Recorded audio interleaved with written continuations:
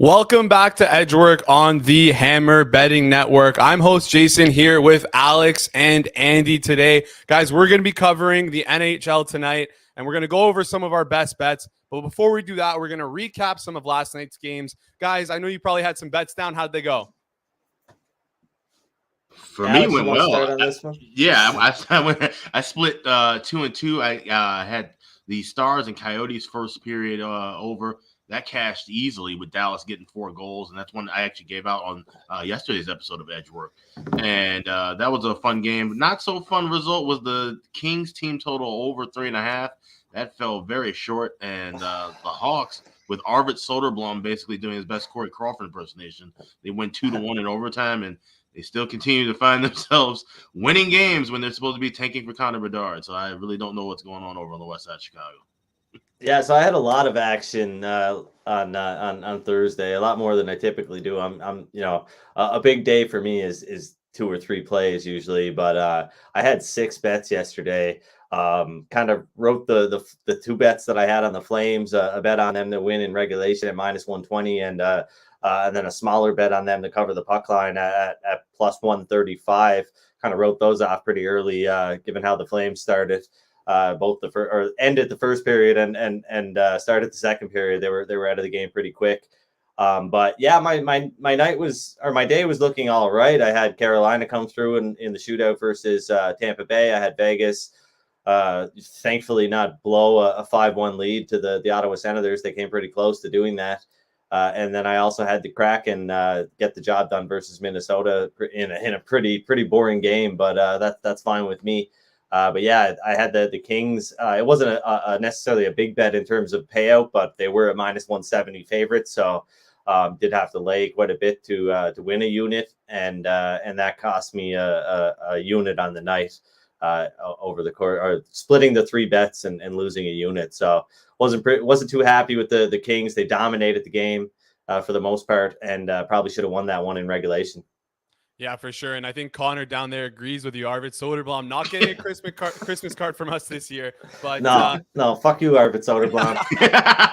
That's a perfect segue. We wanted to touch on that game a lot. Soderblom comes up with 33 saves and a 2-1 victory in overtime. The Hawks, like you said, Alex, they should be tanking for Bedard, but they seem to be wanting to win games.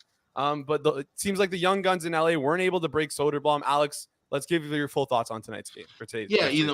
And that's the thing with the Hawks. I mean, I like seeing the work ethic. Obviously, as I'm wearing the Hawks jersey, I'm a fan. The work ethic is great to see. Luke Richardson's got the culture change going, and keep in mind, Derek King, who was the interim coach last year, he's the assistant. So they're kind of just have this little train of where they picked up when King took over, and now where Richardson's leading these guys.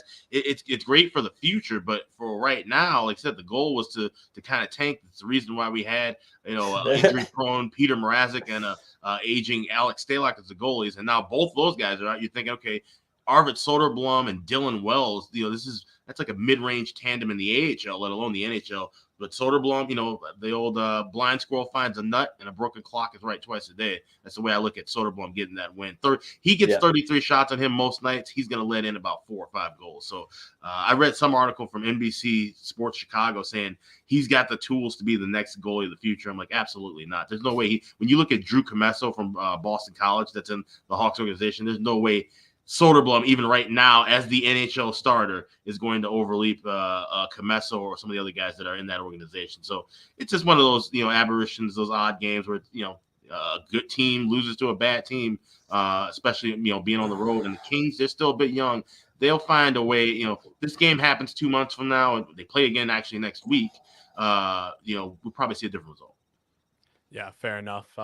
Seems like Soderblom. It seems like not only Toronto is the city to overreact to great goaltending, right? Like Toronto does the same thing too. I hear it all the time, so I'm not shocked to hear that. Moving on to the next game, Andy, you wanted to touch on the Kraken and the Wild. You mentioned it a bit earlier. Wild closed as -165 favorites. Kraken seem to be like a decent team that just needs goaltending.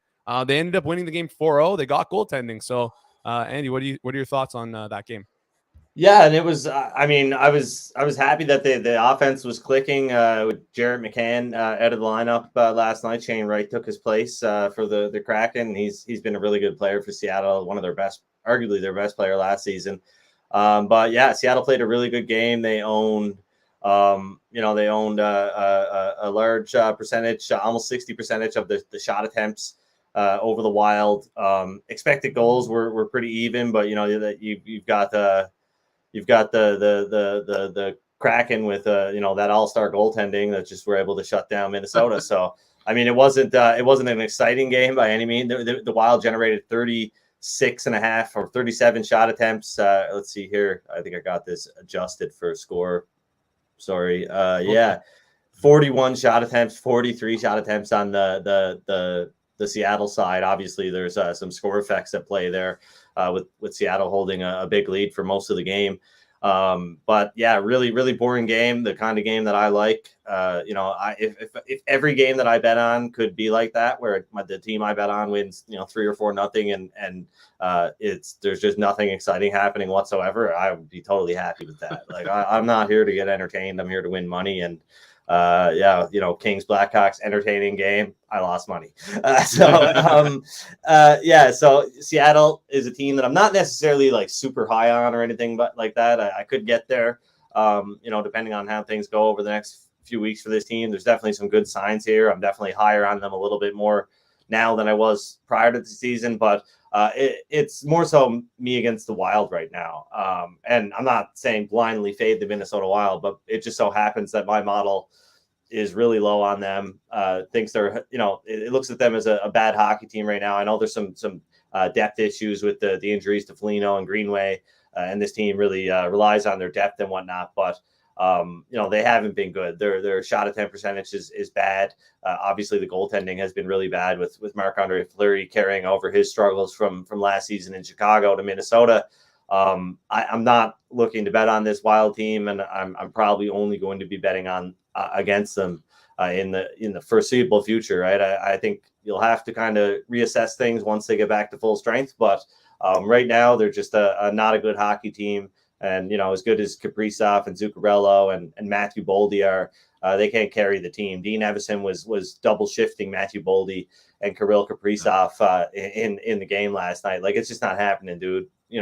Just figure something else out. So, I'm not big on the Wild, and I'll be looking for any opportunity I can to fade them. It hasn't worked out too well for me so far this season. I mean, we were talking about Chicago. They always find a way. They didn't find a way when I had them as big underdogs versus Minnesota. They took the game to overtime, lost in a shootout, right? So the Wild, they're winning and losing by the skin of their teeth most nights, and they're priced like a team that is, rolling over teams when they're not.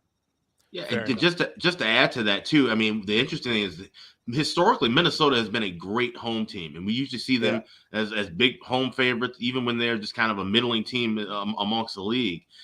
And right now, we can kind of take that middle word out of the name XL Energy Center, because there was no energy from that team. There was no energy from that crowd last night. I lived just down the street from the arena.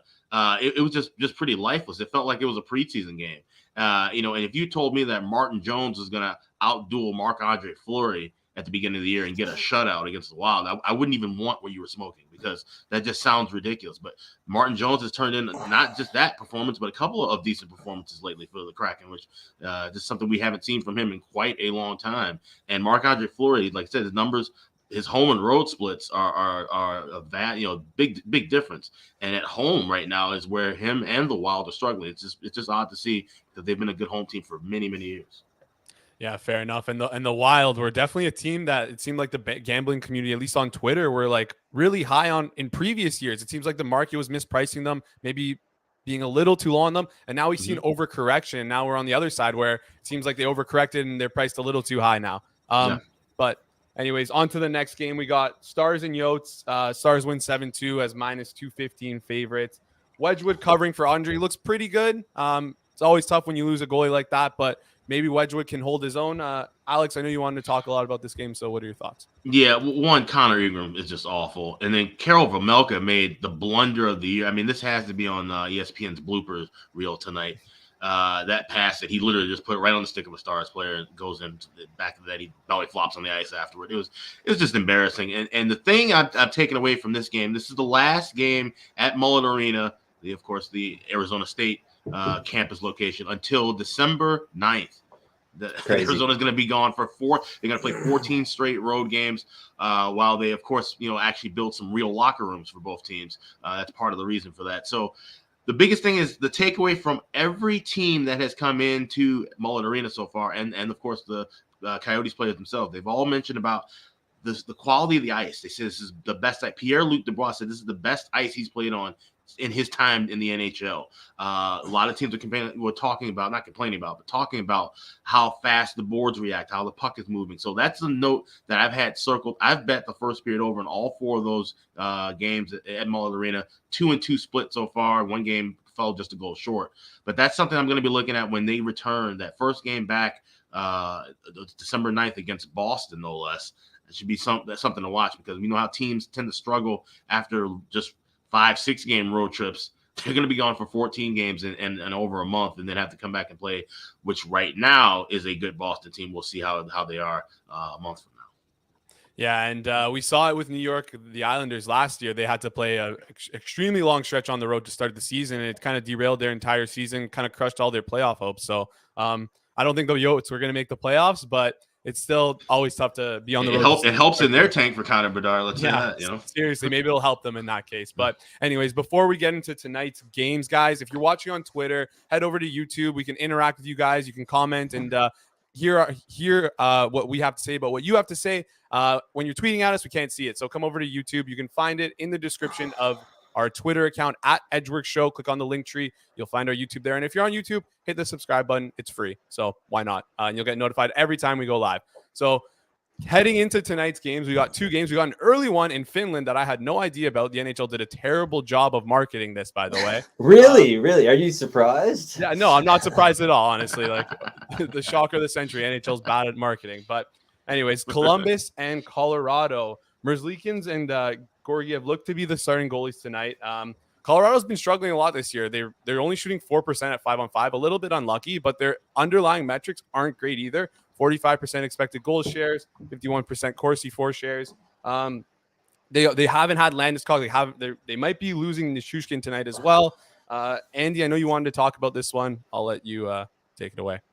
Yeah, so obviously, like you said, this game's not being played in Colorado. They're not they don't have home ice advantage here, and I guess a little bit of an Andy MacNeil pro tip, because these global series games are scattered, and you've got the Winter Classic games, which I consider a neutral site game. I don't think they, we've got enough evidence now to suggest that the outdoor games don't really favor the home team in any way. So I think before the season starts, I go through and I just highlight all of the outdoor games and all of the global series games, because when you wake up and you're in the grind throughout the season, just day after day, you wake up and you might not double check even the start time, right? And you might not double check, and you can miss that, and that can be it makes a huge difference, obviously, home ice advantage. So the Avalanche aren't as big of a favorite as they would have been otherwise. I've got them around -250, assuming Val Nichushkin plays. So I don't really think there's much reason to be interested in this game, to be honest. Like I think,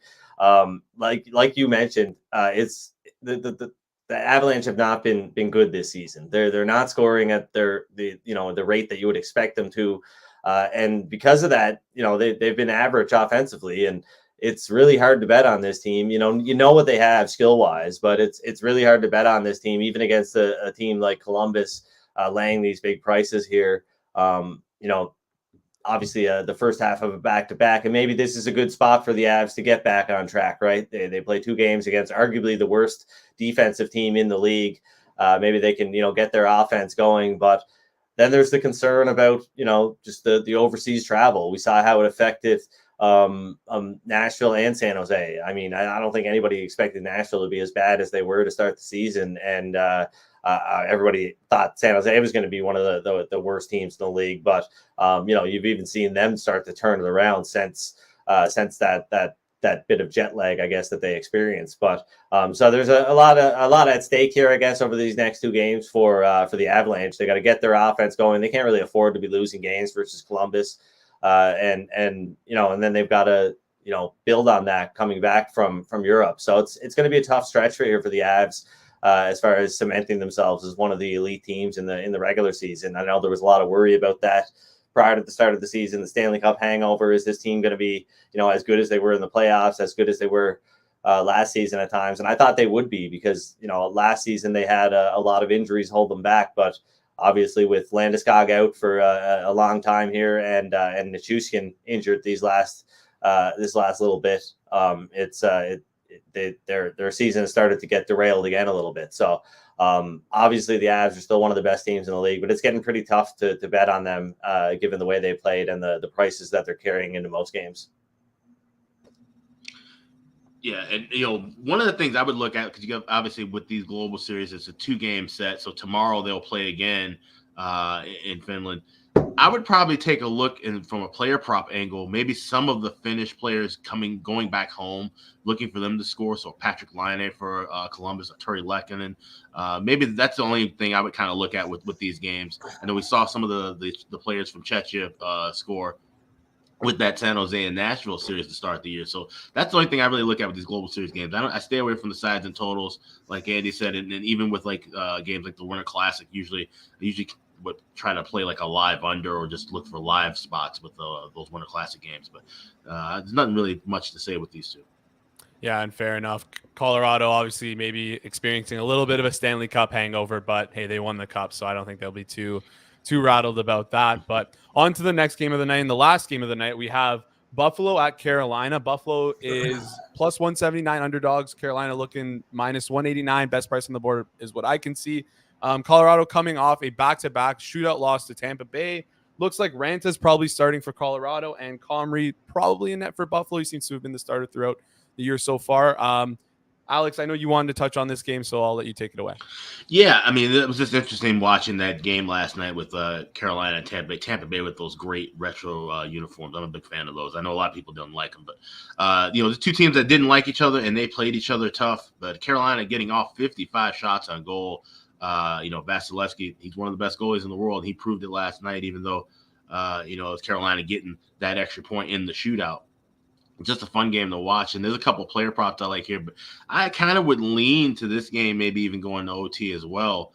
And I kind of like Buffalo in this spot. Buffalo, they got there to Raleigh yesterday. This is the mother's trip, which we've seen, some kind of excitement with that sometimes. And it's not something that you just want to blindly bet on. Oh, the mothers or fathers are traveling with the team. All of a sudden, they just got full of energy. But, I think that combined with the momentum of the come from behind win against Pittsburgh, they're just on a good roll right now. We've seen this from Buffalo year in and year out. Some of these terrible Buffalo seasons started out pretty good. There was 3 or 4 seasons removed from where, after the American Thanksgiving break, which is like the barometer of a team making the playoffs, they were leading the Atlantic Division. So they're keeping that momentum rolling.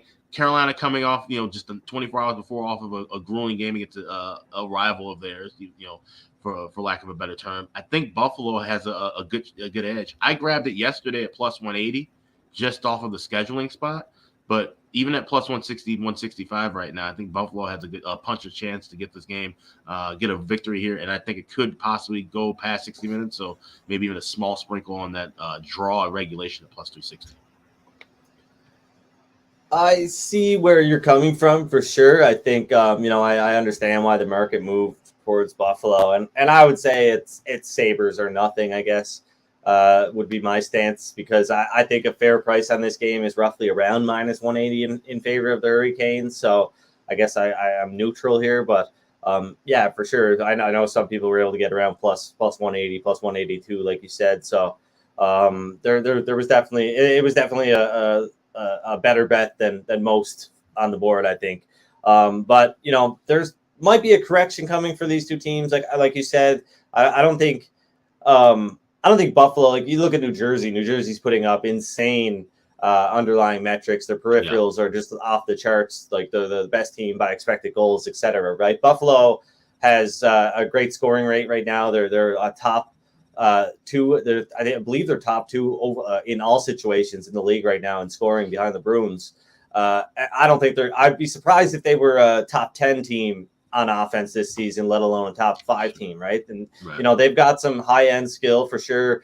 Great passing. I mean, when I watch their games, their passing really stands out. They seem to be really they have a lot of chemistry in that regard, which is good. And maybe I'll be wrong about them, but They're overperforming, they're outperforming expected goals right now. The Hurricanes are underperforming expected goals, which has kind of been the case with them for a while. So maybe not so much a correction on that side, but I definitely don't expect Buffalo to continue to be, scoring at the rates that they are.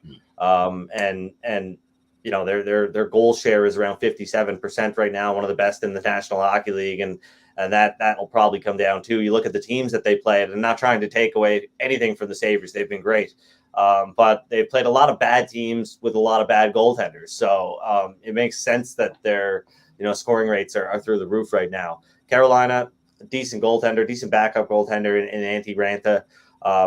Like I said, I don't have a side on here that I like. So I had to struggle to find a bet that I liked for the show today because I didn't want to be that guy. I was like, I don't have any bets. But I mean, Friday sucks, right? We've got 2 games today. Both of them are kind of shit. And Friday's been pretty rough. 2-3 games, maybe 4 at the most. So you're kind of struggling to find a good bet sometimes. So I've landed on Martin Necas to score an anytime goal at plus 240.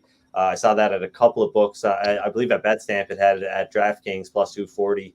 And I also bet him. I basically took what I normally bet on a player prop and split it between an anytime goal and the first goal score at 17-1 for Martin Necas. You look at his offensive categories, or you look at the Carolina Hurricanes, their offensive categories. You look at scoring chances, shot attempts, expected goals. Necas is at the top. He's producing some insane kind of scoring contributions right now. I actually spoke to a friend of mine who really keeps up with some of the micro stats like zone entries and shot assists and stuff like that.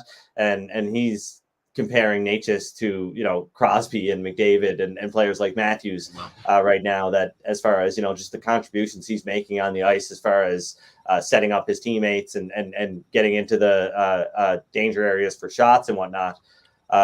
He's one of the best players in the league right now. And Carolina obviously generates a ton of shots, game in, game out. Might be a little bit less obviously on the second half of a back-to-back here, but yeah, I think those 2 bets are worth flyers. You get the best price available at plus 240 and 17-1, and hope for a Martin Necas goal. Hopefully it's the first one. I love that. I love that. And Buffalo, like you said, they are. I guess they're getting lucky, right? Top in goals saved above expected, top in goals scored above expected as well. They are on the right side of things right now. Who knows when that luck will end? Maybe tonight with Martin Necas's goals, we'll see that luck end. But before we head into our best bets, I know Andy just kind of gave his away, but before sorry, it's all good. It's all good. But before we get into our best, I had to bets, talk about the game, man. It's all good. It's all good, man. I just want to get everyone on Twitter over to our YouTube so they can come interact with us because. Again, if you're tweeting at us or if you have anything to say to us on Twitter, we won't see it till after the show. So come over to YouTube. Link in the description at Edric Show. Go check it out. And yeah, if you're on YouTube, subscribe, guys. It's free. So can I leave now? I don't have a bet, so can I just just before we start on our best bets, Andrew Dunn. He dropped a little comment. Took Burns, Dahlian both over 2.5 shots. What do we think about that? That's not bad. I mean, Burns, he's been great. 37 years of age, and he's got kind of this, new boost of energy. He's playing with a team that could actually, make a run in the playoffs and a great core of young guys. And like I said, we see that sometimes with veterans. They kind of elevate their game. They know, they've only got a couple of years left, but playing with some of those young guys, that youthful energy becomes a bit infectious. And I think that's what's happened with Burns so far. Yeah, Burns is one of, specifically Burns. I talked about Necas. Being at the top of all the offensive categories for the Hurricanes, only Svechnikov is really generating more than Necas is in as far as shot attempts. But then you look at the top players. Burns is right there. I believe he's at the top for Carolina, generating a ton of shots right now. He's quarterbacking that power play with Necas on the blue line on the first power play unit. So really, really interesting team right there. And yeah, I like Burns as well. I think he's probably a good bet to go over his shot total tonight. Love that. Both defensemen who love to shoot the puck. And yeah, that's it. We'll head into our best player props of the night. I'm just going to lock in these right now. Martin Necas first goal plus 1,700. Martin Necas over half a goal plus 240. We're locking that in right now for you, Andy. All good. And Alex, what do you got for your best player prop of the night? It's that same game, but I'm going on the Buffalo side. I'm going with Tage Thompson over a half power play points plus 262 is available at Caesars. If you look at Buffalo, they've gotten at least one goal in the power play in 7 of their last 8 games. Carolina has given up at least one goal in 7 of their last 8 games with the down a man. And Tage Thompson has been electric. 7 goals on the year. This is a guy I think who he is a pure dominant scoring threat in this league right now, and he's taking it by storm. And like you said, Andy, Buffalo, they're kind of out kicking their coverage for sure on all levels. But I think Tage Thompson's the real deal. I think this is the guy we're going to see consistently get 25, 30 goals every year at minimum. So that's the only prop I like there. Yeah, I just want to just clarify. I really don't want to take anything. I like the Sabres. I do. I think they're a good. I think they can be a good bet, and maybe they're a good bet today. I'm a little hesitant to some people are a little like yourself. Maybe you're a little more inclined to react to some of these early season runs and stuff like that, and these surprises and things like that. I just have a hard time sometimes kind of catching up to things. Maybe I'll be in mid-season form by maybe the middle of November, but I'm still just kind of slowly kind of incorporating things that I'm seeing into my numbers. So I do admit that I think. On teams like New Jersey and Buffalo, and I'm trying to think of some other teams that are surprises. I'm a little slow to catch up, and that's just because I like to hang back. It's easy for hockey Twitter to blow up and be like, "Oh, you should have seen it coming. You should have known that the Devils were going to be the best team in the league this year." That's easy to say when you don't have skin in the game, right? It's not different when you're betting on a night basis. And as you said, Alex, we've seen these teams that start off really hot before and then just absolutely crater. And I'm not saying it's going to happen with either of these teams. I think the signs are more positive for Buffalo and New Jersey here, but there's definitely that concern there for sure as somebody who's betting on these games, right?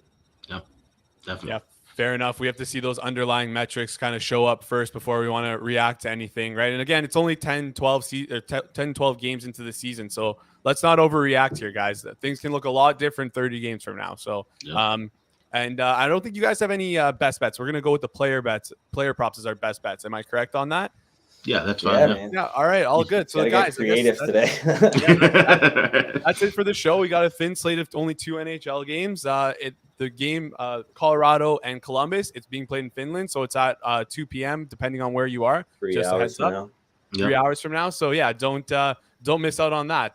We're doing NHL's marketing job for them. Lunchtime hockey, nothing wrong with that. Right? Exactly. I'm expecting a check in the mail from them though. But anyways, guys, from I'm Jason Cooper, for Alex Smith, Andy MacNeil. This was Edgework today, Friday, guys. I hope you have a good weekend. Good luck on your bets and have a great day.